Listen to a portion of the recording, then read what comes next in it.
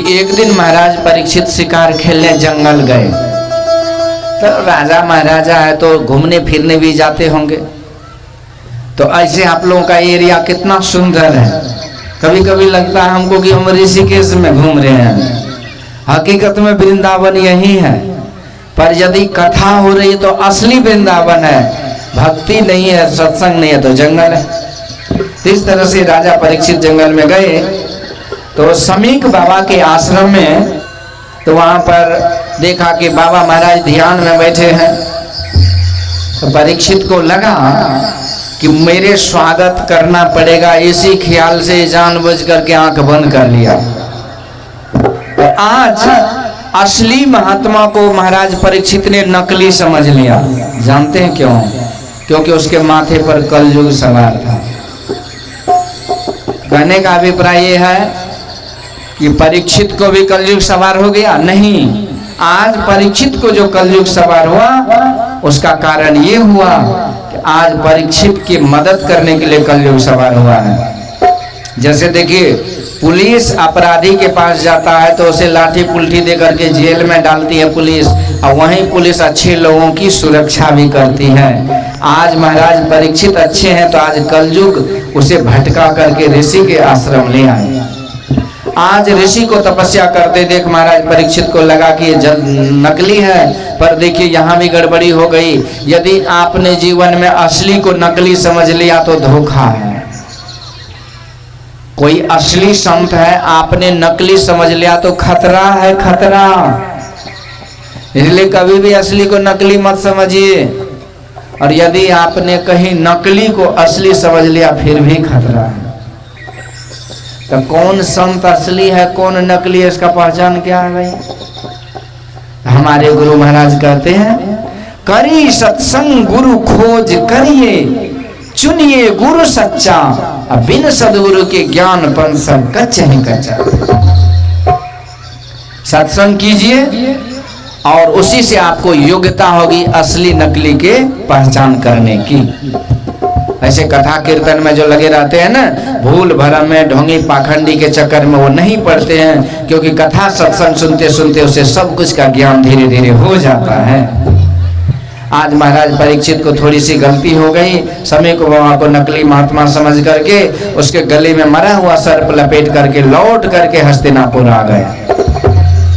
पर समीक बाबा का बेटा जो मोने बालक श्रृंगी था, वो नदी में नहा रहा था। अन्य बच्चों ने कहा कि अरे बालक, अरे मित्र, तुम यहाँ डुबकी लगा रहे हो, तुम्हारे पिता का घोर अपमान हो गया। अब बच्चा स्वभाव था, गुस्सा में आ गया, हाथ में कोसकी नदी का जल लिया और संकल्प लेकर के परीक्षित को श्राप देने का संकल्प लेकर के जल को छिड़क दिया कि आज के 7वें दिन जिस राजा ने मेरे पिता का अपमान किया, आज के 7वें दिन तक्षक नाग के डसने से उसकी मृत्यु हो जाए। भयंकर श्राप दे दिया। आया बाद में उस श्रृंगी ने अपने पिता के गले में लटक के रोने भी लगा।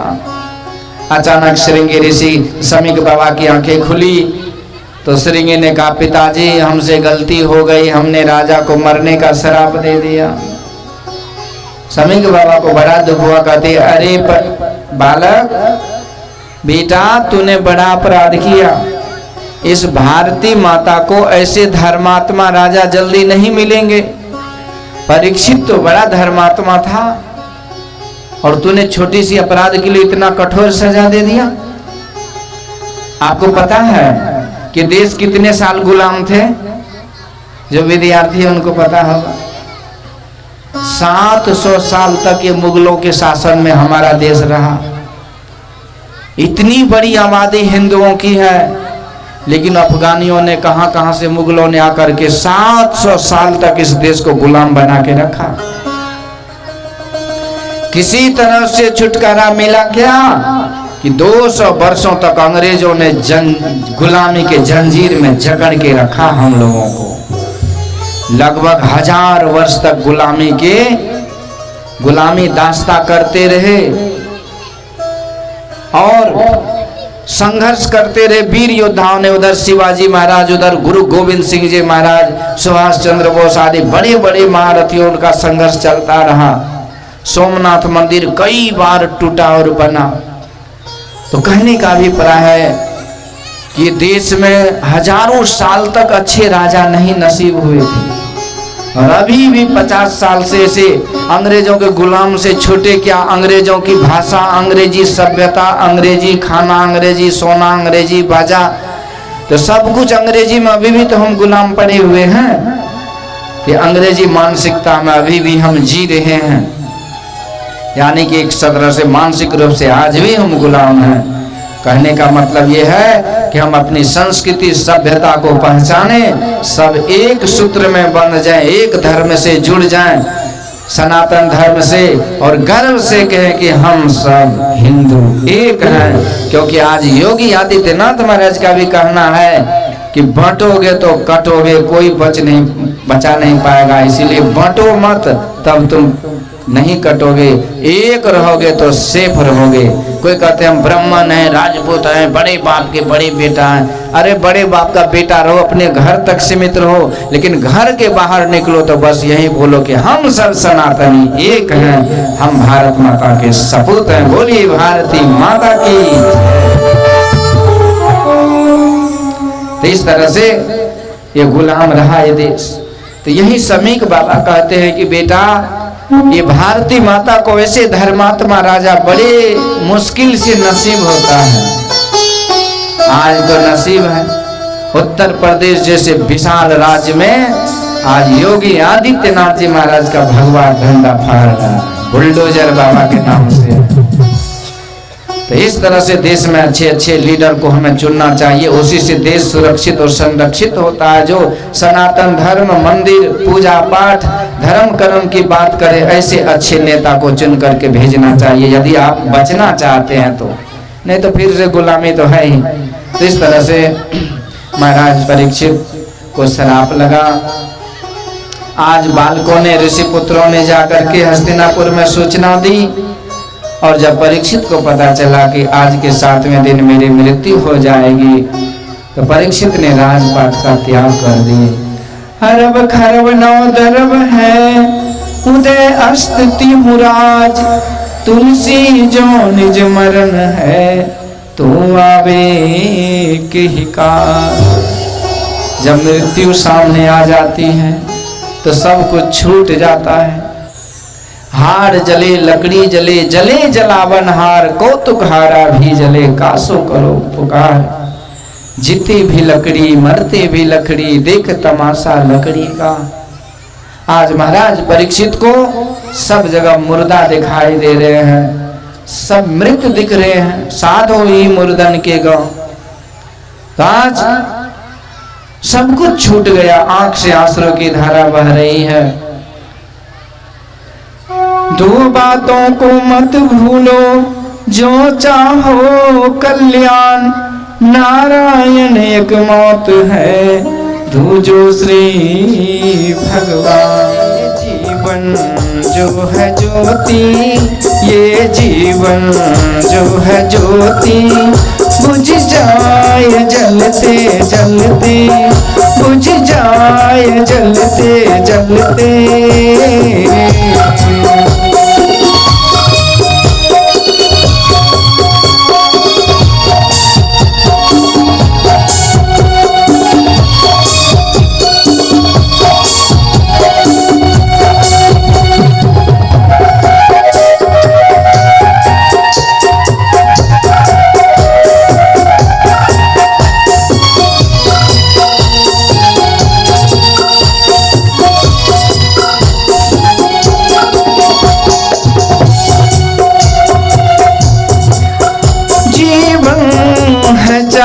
दिन का, 2 दिन की है जवानी,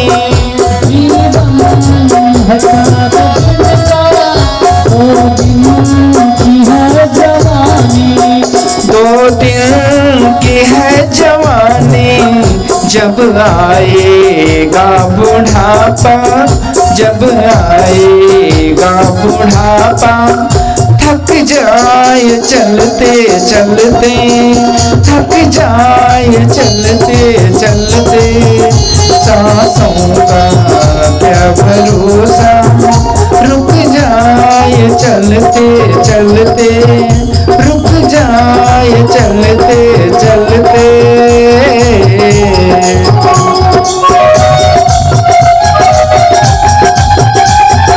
सांस सांस में नाम ले, सांस सांस में नाम ले, वृथा सांस मत खोए, न जाने इस सांस को आवन हो न हो।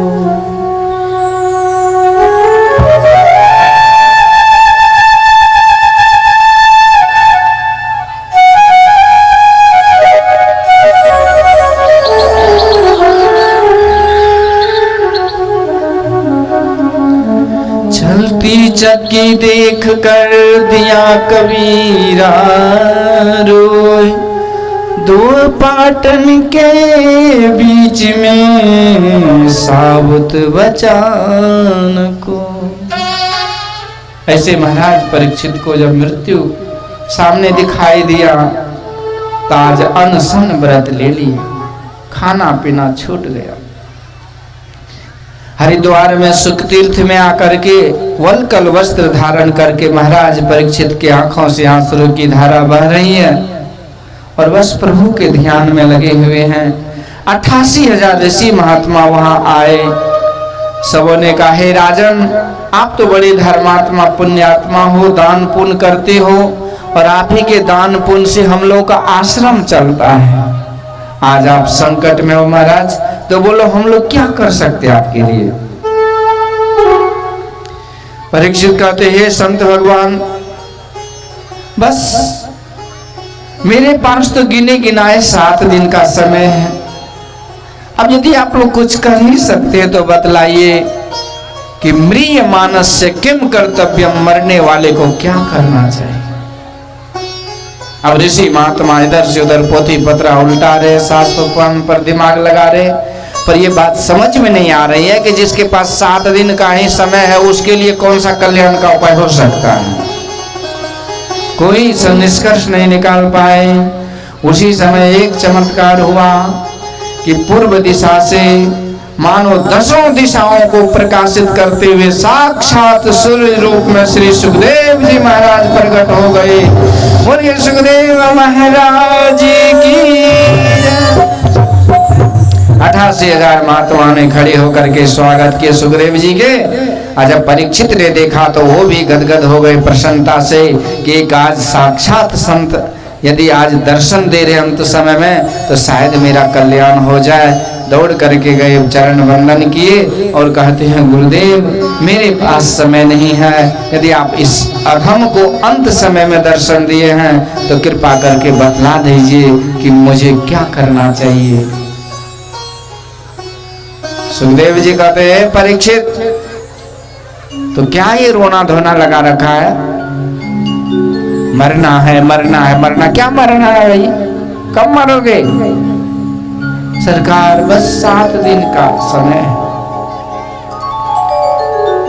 सुखदेव जी कहते, सुन परीक्षित, तुम्हारे ही वंश में सूर्य वंश में एक खट्टवांग नामक राजा हुआ था। उसको किसी संत ने बोला कि तुम्हारे पास बस 2-3 घंटे की आयु है। और उस राजा को जो पता चला कि उसके पास 2 ही घंटे की आयु है तो इस तरह से संलग्नता प्रेम विश्वास के साथ ध्यान लगाया कि मरने के पहले ही भगवान को प्राप्त हो गए। मरने से पहले अपना कल्याण बना लिए। तो भैया यदि 2 घंटा 3 घंटा में कोई मुक्त हो सकता है तो तुम्हारे पास 7 दिन है, तो क्यों परेशान हो रहा है। परीक्षित को जान में जान आई। क्यों जान में जान आई पता है, क्योंकि सच्चे सदगुरु मिल गए। आज बड़ी शांति मिली। परीक्षित को लगा कि शायद मेरा कल्याण हो सकता है। तत्रा भगव तस्मात् भारत सर्वात्मा भगवान ईश्वरो हरि श्रोतव्यः कीर्तितव्यश्च स्मर्तव्यश्चिच्छता भयम्।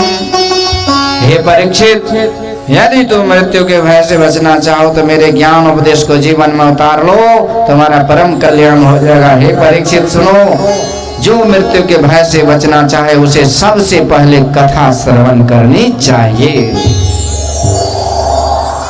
अच्छा बोलिए, आप लोगों में कौन ऐसे हैं जो कभी नहीं मरेंगे? हाथ उठाइए तो।